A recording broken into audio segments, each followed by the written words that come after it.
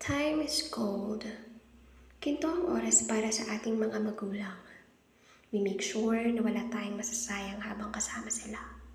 Hanggat maaari ay masubaybayan natin ang paglaki nila.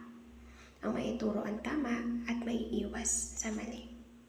We make sure to give the best that we can give. Higit sa material na bagay ay ang atensyon, pagkalinga, pagkabay at pangunawa. Sabi nga ay minsan lang sila bata. Kaya hanggat andito pa tayo sa stage na ito ay lubusin na namnamin natin ang pagkakataon na ganyan pa sila kabata. Maglaan ng mas maraming oras para sa kanila.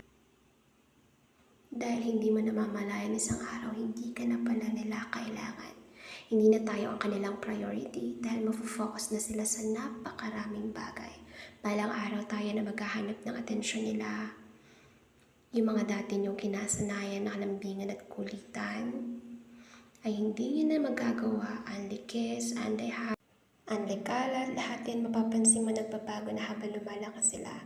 Kaya hanggat andyan ka pa, sulitin mo lang, i-enjoy mo lang kahit may kahirapan, it's okay, kasama yan.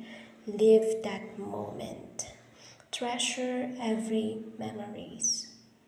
We are not only their parents, we are also their best friend. And I will never forget all that we have done for them. All that we have sacrificed for them.